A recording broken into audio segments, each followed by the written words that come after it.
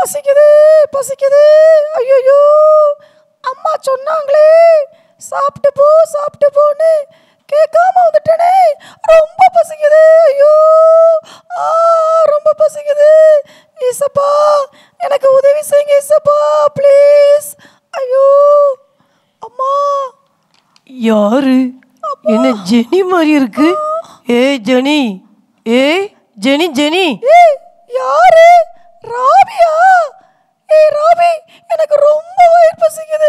ஐயோ, எனக்கு ஏதாவது இருந்தா கூட. ரொம்ப பசிக்குது. பசிக்குதா? சாப்பிடாம வந்துட்டியா? ஆமா ஆமா. இரு என்கிட்ட ஒரு பண்ணு இருக்கு. பண்ணா? சீக்கிரம் கொடு. ஐயோ, சீக்கிரம் கொண்டா. பண்ணு ரொம்ப பிடிக்கும். வேகமா எடு. கொண்டா. அப்பா நல்ல வேலை இந்த பண்ணை தந்து. அப்பா நல்ல வேலை ராபி. ரொம்ப தேங்க்ஸ் ராபி, உனக்கு ரொம்ப தேங்க்ஸ். எனக்கு தேங்க்ஸ் சொல்லாத, நம்ம ஏசப்பாக்கு தான் தேங்க்ஸ் சொல்லணும். என்னது? ஆமா ஈசப்பாட்ட நான் ஹெல்ப் கேட்டேன், எனக்கு உதவி செய்யுங்கன்னு.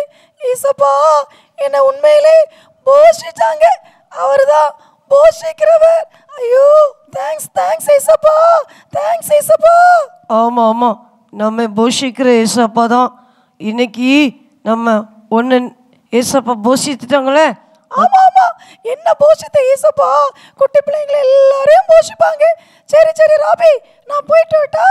என்ன போறியா? இரு ஒரு கேள்வி கேட்க போறேன். என்னது கேள்வியா? ஐயோ, எனக்கு பதில் சொல்ல தெரியாது, பயமா இருக்குது. எனக்கு மட்டுமா இந்த குட்டி பிள்ளைங்களுக்கும் சேர்த்தா? பயப்படாத, உனக்கும் இங்க பார்க்குற எல்லா குட்டி பிள்ளைகளுக்கும் தான். சரியா? ஓ அப்படியா? குட்டி பிள்ளைங்களா, உங்களுக்கும் சேர்த்துதா இந்த கேள்வி? ரெடியா இருங்க. ராபி சீக்கிரம் கேளு. பிள்ளைங்க சொல்ல ரெடியா இருக்காங்க. கேளு. பிறக்காம மரிச்ச 2 பேர் உண்டு. அவங்க பேர் தெரியுமா உனக்கு? எனக்கு காதே கேட்கல. பிள்ளைங்களுக்கு எப்படி காது கேட்கும்? பிறக்காம மரிச்ச 2 பேர் இருக்கிறாங்க. ஓ, பிறக்காம மரித்த 2 பேரா? ஐயோ, குட்டி பிள்ளைங்களா, உங்களுக்கு யாருன்னு தெரியுதா? பிறக்காமல் மரித்த 2 பேரு பைபிள்ல யார் இருக்கா? ராபி, பைபிள்ல இருந்து தானே கேள்வி கேட்க? ஆமா பைபிள்ல இருந்தா நான் கேள்வி கேட்டிருக்கேன்.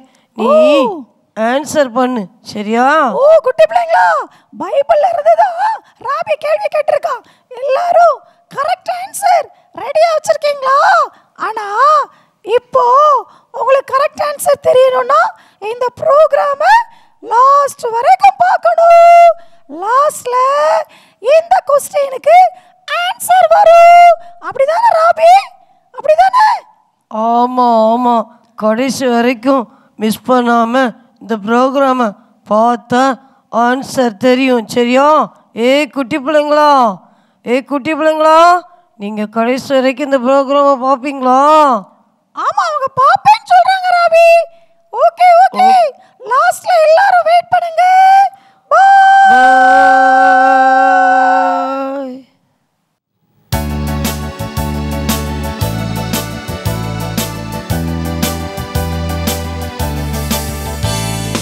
Telephone to Jesus, telephone to Jesus, telephone to Jesus every day. Hello, telephone to Jesus, telephone to Jesus, telephone to Jesus every day. Hello, I want to talk to Jesus, I want to talk to Jesus, I want to talk to Jesus every day. Hello, I want to talk to Jesus, I want to talk to Jesus, want to talk to Jesus every day. Hello, Jesus said I love you, Jesus said I love you, Jesus said I love you every day. Hello, Jesus said I love you, Jesus said I love you, Jesus said I love you every day. Hello. Hi Stacy. Hello Vinny. Hi Stacy. இப்போ நம்ம எதுக்கு வந்திருக்கோம்? வசனம் படிக்க. Very good friends. பார்த்தீங்களா, இப்போ நம்ம என்ன படிக்க போகிறோம்? வசனம் படிக்க போகிறோம் நம்ம எல்லாரும் சேர்ந்து. சரியா? நான் சொல்ல சொல்ல ஸ்டேசியும் நீங்களும் திரும்ப சொல்லணும். ஓகேயா? ஸ்டேசி சொல்லலாமா? ஓகே. ஓகே. என் தேவன் தம்முடைய ஐஸ்வர்யத்தின்படி உங்கள் குறைவையெல்லாம் கிறிஸ்து இயேசுவுக்குள் மகிமையிலே நிறைவாக்குவார். பிலிப்பியர் 4:19. ஸ்டேசி, வசனம் ஈஸியா இருக்கா? ஓகே, இன்னொருத்தர சொல்லிடுவோமா? ஓகே. என் தேவன் தம்முடைய ஐஸ்வர்யத்தின்படி உங்கள் குறைவை எல்லாம் கிறிஸ்து இயேசுவுக்குள் மகிமையிலே நிறைவாக்குவார். பிலிப்பியர் 4:19. சூப்பர். ஸ்டேசி, இப்ப நீ சொல்றியா? நான் ஸ்டார்ட் பண்ணி விடுறேன்.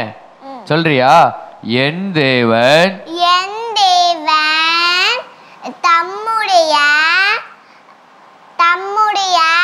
ஐஸ்வர்யத்தின்படி உன் குறைவெல்லாம் கிறிஸ்து இயேசுவுக்கு மகிமையிலே நிறைவாக்குவார்.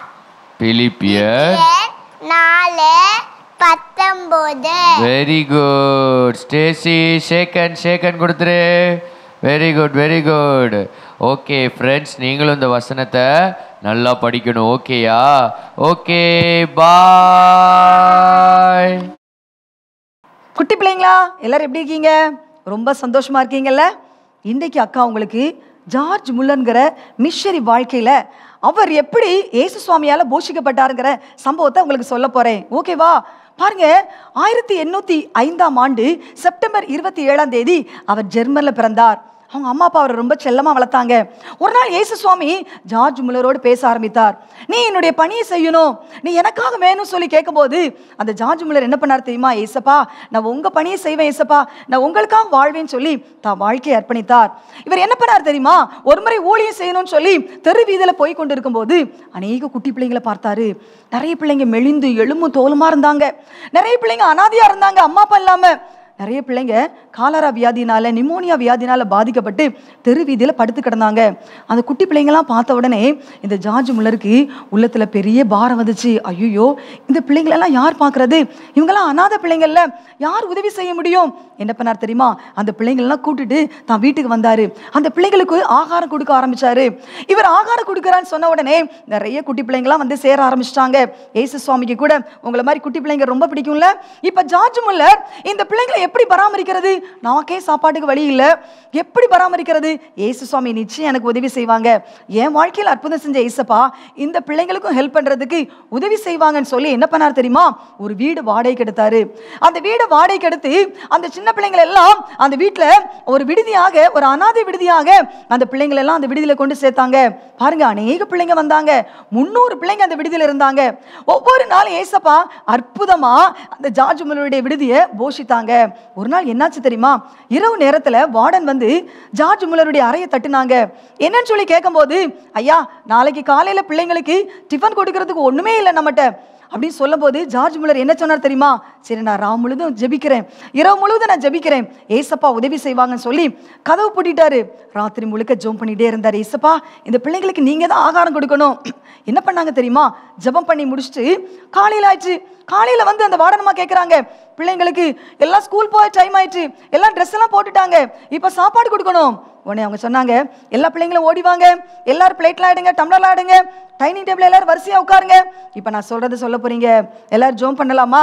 ஏசப்பா, இந்த நாள் எங்களுக்கு ஆகாரம் தந்ததுக்காக உங்களுக்கு நன்றின்னு சொல்லுங்க அப்படின்னு எல்லா பிள்ளைங்களுக்கும் அந்த ஜெபத்தை சொல்லி கொடுத்தாங்க. எல்லா குட்டி பிள்ளைங்களும் சந்தோஷமா சொன்னாங்க. பாருங்க, தட்டுல ஒண்ணுமே இல்லை, நம்ம நான் ஜோம் பண்ணுவோமா? ஒண்ணுமே இல்லாத இடத்துல எப்படி வரும் அப்படின்னு சொல்லி எல்லா பிள்ளைங்களும் விசுவாசமா ஜோம் பண்ணி முடிச்சாங்க. ஜோம் பண்ணி முடிச்ச உடனே வாசல்ல பெல் அடிக்கிற சத்தம் கேட்டது. வேகமா ஓடி போய் பார்த்தா அங்க ஒரு பேக்கரி, ரொட்டி பேக்கரியில இருந்து ஒரு பேக்கரிக்காரர் நிறைய ரொட்டியை கொண்டு வந்திருக்கிறாரு. ஐயா ஐயா, ராத்திரி முழுவதும் எனக்கு தூக்கமே வரல. ஏசப்பா, இந்த பிரெட்டெல்லாம் எடுத்துட்டு காலையில வேகமா போய் அந்த அனாதை விடுதியில கொண்டு பிள்ளைங்களுக்கெல்லாம் குடின்னு சொன்னாங்க. அதனாலதான் இந்த பிரெட்டெல்லாம் நான் வேகமா கொண்டு வந்திருக்கையா அப்படின்னு சொன்ன உடனே ஒண்ணுமே இல்லை. எப்படி ஏசு சுவாமி அற்புதம் செய்வாங்க? தட்டெல்லாம் காலியா இருக்குது. அந்த பிள்ளைங்களுக்கு ஏசப்பா எப்படி அற்புதம் செய்வாங்கன்னு சொல்லி ஒரு பெரிய எதிர்பார்ப்போடு அந்த குட்டி பிள்ளைங்களாம் உட்கார்ந்துருந்தாங்க. இப்ப என்ன தெரியுமா? ஏசு சுவாமி நம்முடைய ஜபத்துக்கு பதில் கொடுக்கிறவர்ல. ஏசப்பா அந்த குட்டி பிள்ளைங்களுடைய ஜபத்துக்கு பதில் கொடுத்து என்ன பண்ணாங்க பாருங்க, பிரெட்டை கொடுத்தாங்க. எல்லார் பிளேட்லயும் வரிசையா பிரெட் வச்சாங்க. 300 பிரெட் இருந்தது. குட்டி பிள்ளைங்களா, உங்க ஜபத்துக்கு எப்படி ஏசப்பா பதில் கொடுக்காங்க பாத்தீங்களா? நீங்க கூட நிச்சயமா ஜெபம் பண்ணணும் ஒவ்வொரு நாளும். இப்போ எல்லாருக்கும் பிரெட் வந்துட்டு சந்தோஷமா சாப்பிட்டுட்டு இருக்காங்க. என்ன பண்றது? அடுத்து டம்ளர் எம்டியா இருக்குதே. பாருங்க, அடுத்து கேட்ல ஒரு பெல் சத்தம் கேட்கி கிணிங்கிணிங்கன்னு அடிக்குது. உடனே ஓடி போய் பார்த்தா அங்க ஒரு பால் வண்டிக்காரரு, பால் வண்டி பிரேக் டவுன் ஆயிட்டு. ஐயோ, இது முழுக்க காலையில இருந்து சாயங்காலம் வரைக்கும் இந்த பால் அப்படி இருந்தா கெட்டு போயிடும். இந்தாங்க இந்த பாலை எடுத்துக்கோங்க வாங்க. வேகமா அந்த பால் அந்த பிள்ளைங்களுக்கு கொடுக்கப்பட்டது. ரொம்ப சந்தோஷம். அந்த பால் எடுத்து கொண்டு வந்து அந்த பிள்ளைங்களுக்கு நிறைய ஊத்துறாங்க டம்ளர்ல. பிள்ளைங்க திருப்தியா குடிச்சாங்க, திருப்தியா சாப்பிட்டாங்க. எல்லாருக்கும் ரொம்ப சந்தோஷமா இருந்தது. ஏசு சுவாமி எங்க ஜபத்துக்கு பதில் கொடுத்து எங்களை போஷித்தாங்க. குட்டி பிள்ளைங்களா, அதே ஏசப்பா இன்னைக்கும் உங்களை போஷிக்கிறாங்க. அந்த ஜார்ஜ் முல்லர் தான் வேதாகமத்தை 200 முறை படித்தார், 100 முறை முழங்காலை நின்று படித்தார். இன்றைக்கு அந்த ஜார்ஜ் முல்லரை விசுவாசத்தின் தகப்பன், ஒரு ஜெப வீரன் நம்ம சொல்றோம். நீங்களும் ஜெபிங்க. ஏசு சுவாமி உங்களையும் உங்கள் குடும்பத்தையும் போஷிப்பார். கண்களை மூடி ஜெபிக்கலாமா? அப்படி ஜெபிப்போம். அன்பு தகப்பனே, அன்பு பிள்ளைகளுக்காக உமக்கு ஸ்தோத்திரம். பிள்ளைகளோடு கூட உம்முடைய கரம் இருக்கட்டும். பிள்ளைகளை நீர் போஷித்து திருப்தியாக்கும். இயேசுவின் மூலம் ஜெபிக்கிறேன் நல்ல பிதாவே, ஆமென்.